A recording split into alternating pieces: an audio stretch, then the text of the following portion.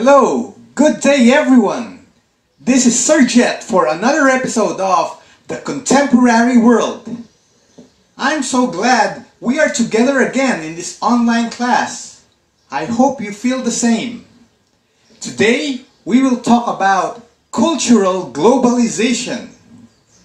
Now, in our first meetings, prior to this, we talked about political globalization. How political ideas spread across the world. Then we followed it with economic globalization, how economic systems spread around the world. Now today we will talk about culture and how it is spreading around the world. Cultural globalization.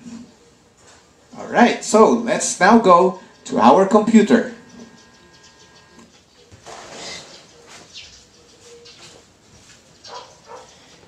This is a very long lecture, cultural globalization, and so we will divide this into two chewable bits.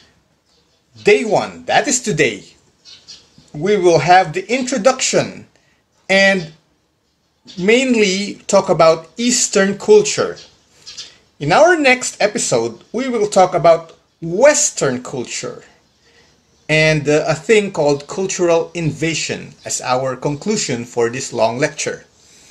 So today, let us start by asking about what divides East and West. We will be talking about Eastern culture and Western culture. Have you ever wondered what or where is the line that divides East and West, wherein this line, all the lands on this side of the line is the East and all the lands on the other side is the West? Where is that line? Today we have a dichotomy of cultures. That's why I'm asking you that question. And the dichotomy of culture is Western culture and Eastern culture. We have lands that practice Western culture and lands that practice Eastern culture. Now, where is the line? I'm asking again, where is that line that divides? This is the land of Western culture, and this line or this area is of Eastern culture. Where is that line? And the answer is, it is, or the line is called the Jerusalem line. And that line is running across Jerusalem. It is the city in Israel, over here. And there is an imaginary line from the North Pole to the South Pole running across Jerusalem. Now, of all the cities in the world, why Jerusalem? As the demarcation line, and we say that this side of the world is the East and that side is the West.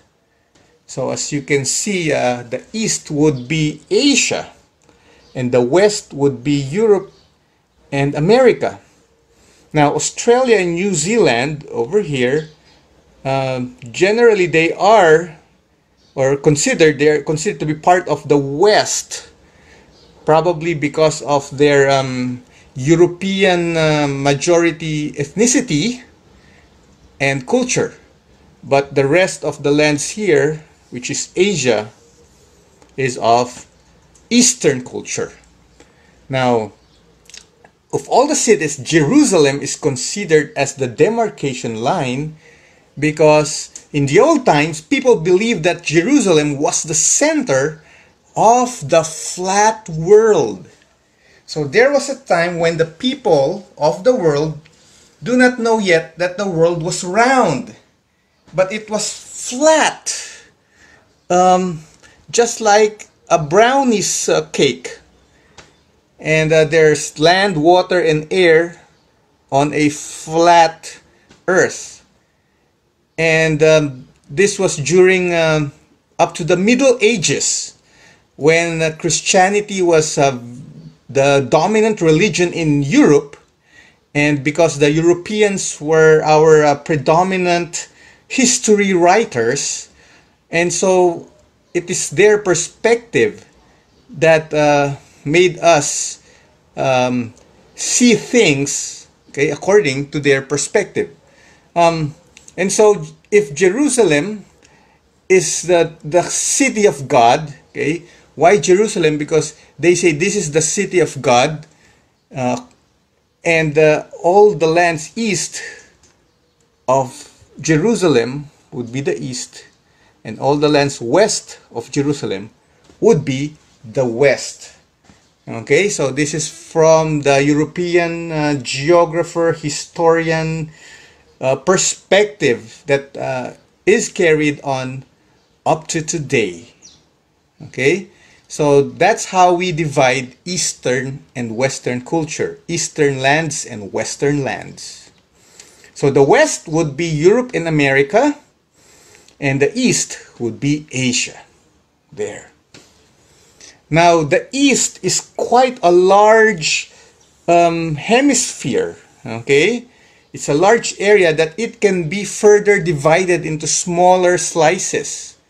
There is the Jerusalem line, and we have what we call the Middle East and the Far East. When we say Middle East, that is also called the Near East, and that is the east that is near Jerusalem.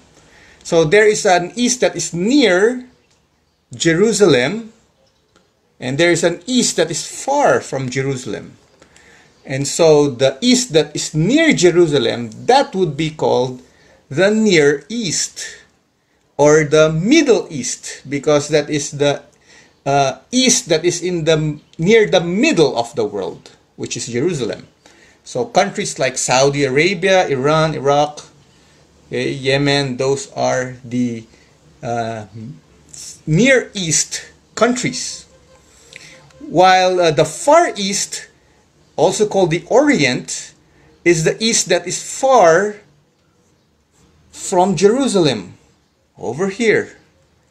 That is the Far East. And we belong to that part of the East, together with countries like China, Japan, Korea, and our Southeast Asian neighbors. We are of the Far East.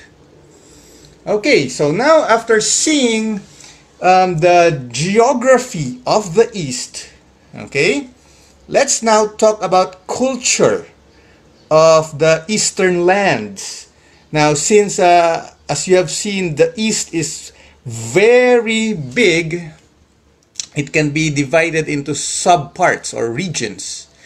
But in general, when we say Eastern culture or Oriental culture, we can see a culture as a complex system involving all the aspects of life, like clothing, music, arts, architecture, customs and traditions, religion, even cuisine, and mentality.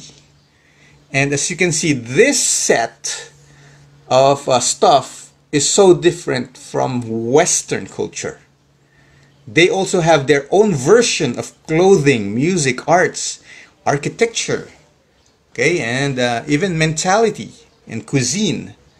And that's what we will be studying now and in our next meeting. Okay, so let's now focus on Eastern culture. Now, the East is a big place, so let's begin with the Far East. Now, each corner of Asia has a different culture or unique culture compared to the other parts of Asia. So the Far East is different from the Near East, and so let's see the differences, or let's describe the Far East culture. So this is the culture in places like China, Japan, Korea. Okay, these are the Eastern Asian countries, and Southeast Asia. Okay, our neighbors like Thailand, Indochina. Okay, over here. And what are the unique characteristics. I will not explain everything, but just the general, obvious parts or aspects of Eastern culture. Now, one of which is the influence of Taoism, Buddhism, and Confucianism. These three religions originated from the Far East. Okay? And up to today, we can see their influence on modern day people in these places in the map. Okay, like Buddhism, we can see lots of statues of Buddha all over this part of Asia. Okay, and also the belief in feng shui. It's pronounced as feng shui. It's a complex belief of good luck and bad luck that the Chinese people follow in order to have a nice or beautiful life. Example would be in their architecture, they make it a point that their front door must face the east. Okay, not the west, but the east, because it brings good luck. You open your door, and the door is facing the sunshine, the sun rise rather, and so you will have good luck the rest of the day or the rest of your life living in that house. While if you put your front door facing the west, you know the west is where the sun sets, and the sunset means goodbye. It means the next part that will happen is darkness. So they say it's bad luck to put your front door facing the west. And that's just a simple, one single example. And there are a lot more feng shui beliefs that are very subtle. We may be following them here in the Far East. All right. So that is one description of Far East culture. Some more. The writing system and the reading system in the Far East is from right to left. Okay, and from top to bottom. Okay, so that's how they read. Okay, so it's different from the English or the American style of reading from left to right. Even their names. So people in the Eastern culture, they say their first name. I mean, they say their family name first, okay, or ahead of their given name, like Yao Ming. Yao is actually the guy's family name. So everybody in his family has a Yao in their name, okay, and then Ming is actually his given name. So his mother will call him Ming, not Yao. Ming, come here, Ming. Mother will not say, Yao, come here, Yao. Because Yao is also her name, her family name. But in the West, we say our given name first, ahead of our family name. So that's very different here in the Far East. Another is meekness is a virtue. In the Far East, people don't really, they aren't really very aggressive or assertive to the point that they run over some people trying to say what they want to say. But in Far East culture, meekness is considered as a virtue. Another one is the utmost respect for elders. In the Far East, the elders are very, very much venerated and remembered by the young people. Unlike in the West, it's not although yes, they also respect their elders, but not at that very, very high level compared to the Easterners. Okay, and also close family ties. In the East, even though the children are already married and have children, the grandparent would like everybody to be in just one house together with the grandparent and the children and grandchildren all in one house. That's how most Far Eastern people uh, have their family set up. Unlike in the West, if the guy is already 18 years old, he is free and independent from the parents. So that's a very, very unique practice we have in the Far East. And of course, unique clothes, so different from Western clothes. Okay, more aspect of Far East culture. For the cuisine, unique food we have here are noodles, raw fish, kimchi for the Koreans, maki for the Japanese. You don't see this in Western culture. And then the musical instruments are different also compared to what you see in a regular rock band, American rock band concert. And the greeting is the bow, because Far East people are a non-contact people, unlike the Westerners who really shake your hand and hug you when they meet each other. So here it's more of a non-contact form of greeting, which is the bow. You see this all over the Far East, in Thailand, Vietnam, Japan, China, okay, Korea. Okay, so that is Far East. Now let's go to another corner of the East called South Asian culture. Okay, and this is the area of South Asia. So that's basically India and the neighbors. Okay, so India, Pakistan, Nepal, Bangladesh, Sri Lanka, they are a region in Asia called South Asia. And their culture is also unique or different from China and the Far Eastern people, and also unique from the Middle Eastern people. Okay, so what exactly does South Asian culture look like? Okay, the culture of India, Pakistan, Bangladesh, and the neighbors. Now, India specifically is very much influenced by Hinduism. It is a religion that originated in India, and it is characterized by the belief in 60 million gods. Wow, can you imagine that? 60 million gods. I don't know if they can memorize all the names of those 60 million gods, but they just choose a favorite set of gods, and that's who they worship. But they have 60 million in all, and that is Hinduism. Okay? And of course, if you watch Bollywood, they have very colorful clothes, okay? And headgear included. And then they have a unique music and musical instruments compared to the West. They have a funny looking guitar called a sitar. They have flutes and unique kind of drums. Okay, and they play sitting on the floor. Okay, so different from the West.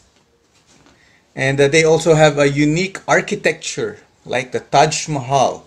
So if you visit South Asia and you are from the West, it would really look like very alien to you, because you see structures or buildings that are so different from home. Now for the food, South Asian cuisine is characterized as being spicy, okay, very spicy. And they put curry on practically everything. They put curry on chicken, they put curry on their rice, okay? And a common practice for them is eating with bare hands. They don't eat using chopsticks or spoon and fork. They are very, very much comfortable eating with bare hands. Okay, usually the right hand. Even though if you give them a spoon and fork, they would still prefer the bare hand. And their diet doesn't have beef because for them, the cow is holy. Yes, that's where we got the idiom holy cow, or the expression holy cow in English. Look at this lady. She's really venerating the cow because it's part of their religion that the cow is considered as holy. So they don't eat cows. They just eat chicken and other kinds of meat, but not beef. And a common practice, even up to today, is arranged marriage among South Asians. Arranged marriage, that means there's no more courtship. Your parents will be the one to match you with somebody else. Okay? And they have a set wedding, and then you just meet your bride or your groom on your wedding day, and that's how their marriages are. Not all really, but a lot among their population still practice arranged marriage. Not only in India, but also across South Asia, including Bangladesh and Sri Lanka, Nepal. I have a friend. We used to play basketball together in Los Baños, and one day he just disappeared. But before disappearing, he told me, I will be leaving the Philippines in 2 months' time because my mother has arranged my marriage already, and I'm going there to meet my bride, whom I haven't met before. So goodbye and thank you. So that's how it is in their country. All right. Now let's go to the last part of the Eastern lands, which is the Middle East. Okay, so the countries where you have a lot of desert and the petroleum, okay, like Saudi Arabia, Iraq, and what's with their culture, okay? What are the characteristics, general characteristics of Middle Eastern culture? The East, that is near Jerusalem line. Their culture is heavily influenced by Islam. All the countries there except Israel is Islamic. Okay? Their religion is Islam. And so their holidays, their practices, everything in their life revolves around Islam. Okay, so the days of the working days of the week, Friday is their holy day, so no work on Fridays. Unlike in the West, our holy day is Sunday, but for them, their weekend is Thursday, Friday, and I think Saturday would be their first working day of the week, and that is influenced by Islam. They have unique clothes, very fit for the desert climate, including the headgear.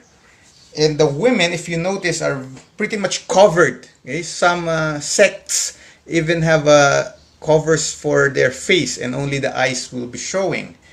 And for the men, the beard is like almost required. Okay, so for them, if a man doesn't have a beard, that he looks less manly. So if you want to look manly, you must have a beard. So that's their culture.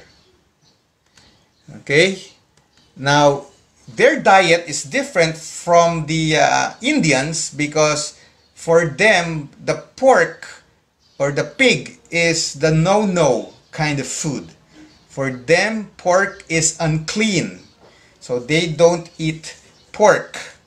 What they eat is beef and chickens and goats and sheep. Okay, and their greeting is called the holy kiss. It looks like this, but all across the Middle East there are variations on how they do the holy kiss depending on what country. But this is just a sample. It's like the beso beso, huh? And even men do the holy kiss with one another.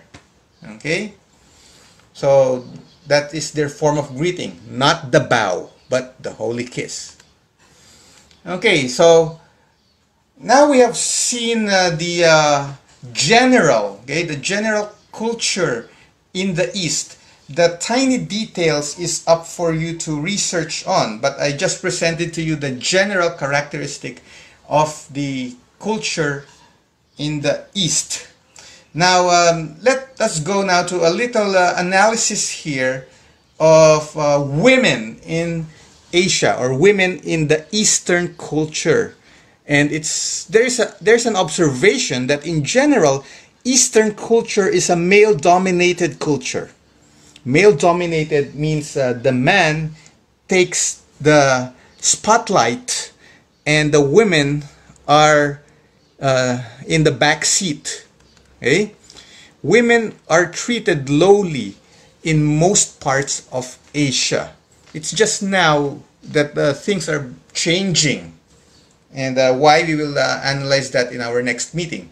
But so far, what we can say is that try observing the cultures of Asians, and you will see that women are not given very high importance compared to men. Like in China, if there's a baby coming in the family, if the baby is a boy, they rejoice. But if the baby is a girl, their happiness is not as big as having a baby boy. And in Korea, you watch some telenovelas, and you can observe that the man or the male characters in the telenovelas are strong, and they are being chased by girls, and they are very, very sometimes arrogant to the girls. Now in South Asia, okay, the same situation you will observe. The men take the front seat, and the women take the back seat. An example would be when we were living in Los Baños, we had some neighbors who were from South Asia, graduate students. And so when one of them graduated, they had a big party in their apartment, and they invited me and my wife to come over and join them in their celebration. And we were surprised that in the party, in their apartment, only the men were in the living room, while the women, their wives and children, were not permitted to go to the living room, but they are just in the kitchen. And it's in the living room that the men were having intellectual discussions, and for them, the women take no part in such a gathering of intellectuals. And in the Middle East, we see also the same situation. In the Middle East, women do not become leaders. It's only the men who are given the chance to be leaders. And so women in Asia, in general, is not a very nice place to be if you're a woman, because you will be in the background. But not in the Philippines, okay? Because in the Philippines, we are unique. We are different from all the other parts of Asia, and the one big difference is how we treat women. It's only here in the Philippines that we have the under the saya concept. Do you know that? Under the saya, it's like the man is so afraid of his wife, and so the wife is the leader of the home. I don't know if in your home that is the case, but we can see all over here in the Philippines that how do men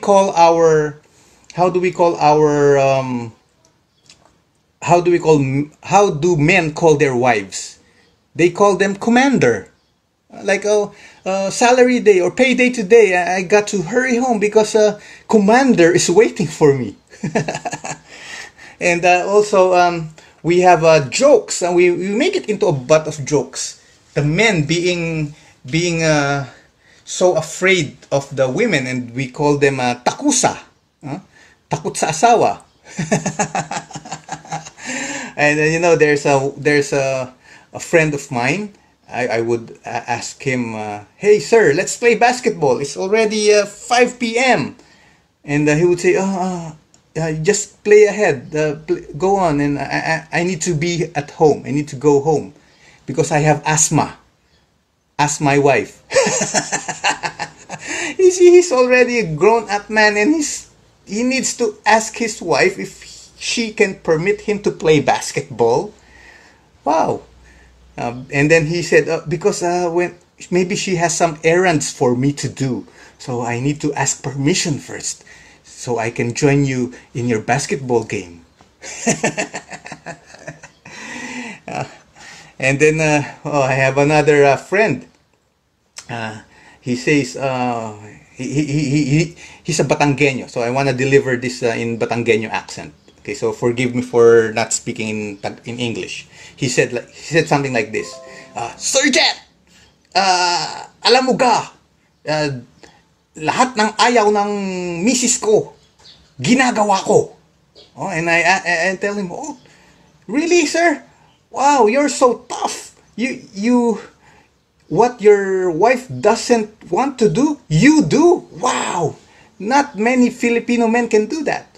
And then he would answer, oh, ayaw niya maglaba, ayaw niya magluto, ayaw niya maglinis, ayaw niya mamalengke. Yun ang ginagawa ko. Lahat ng ayaw niya, ginagawa ko. And yeah, so we make it into a joke, but it's reality, you know. Most Filipino families are matriarchal. It is the woman who is in control. But only here in the Philippines, okay? Only here, not in other parts of Asia, as we have seen. And so we come to the conclusion that, you know, Filipino culture is unique.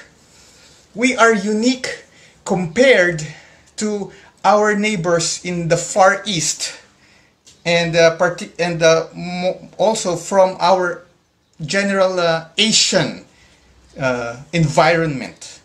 Not only in the aspect of treating women, but practically almost every part of our culture is unique from our Asian neighbors. Why?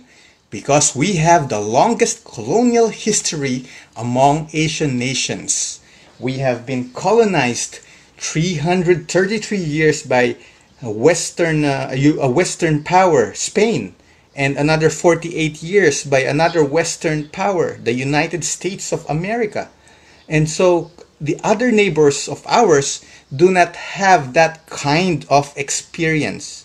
They may be colonized, but not as long as how long we have experienced the colonial system.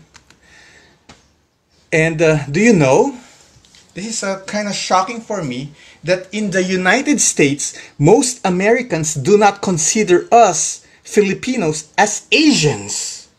Really? Yes. For them, the Asians are the Chinese, the Japanese. But Filipinos, for them, or many of them, especially those who are not very familiar with the geography of the Philippines, would line us up together with the Latinos, but not with Asians.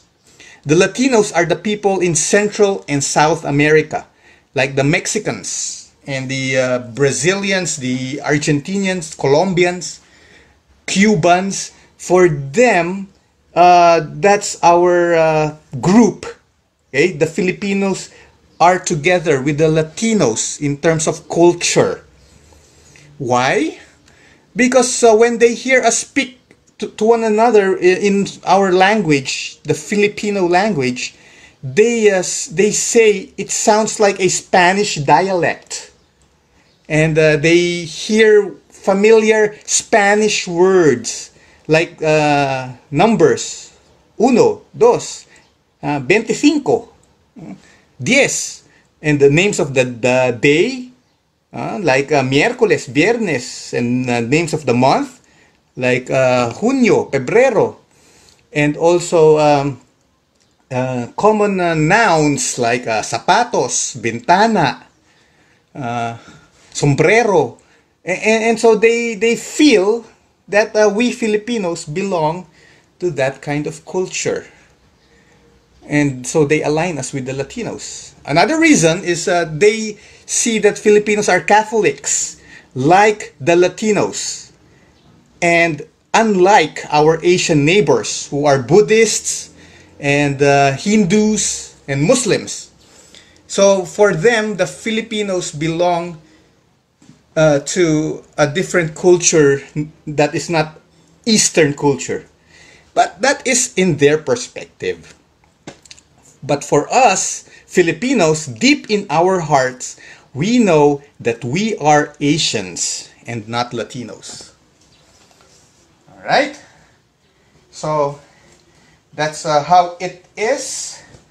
We have seen today, okay, that is the end of day 1. We have seen a general description of Eastern culture. So what have we seen today? What have we learned? We have seen a general picture of how the East looks like in terms of culture. And we have seen also the division of Eastern and Western lands. And so we are done with half of the discussion. We have talked about the Eastern side of culture. Next meeting, we will talk about Western culture. Okay? So till then, this is Sir Jet saying goodbye and thank you.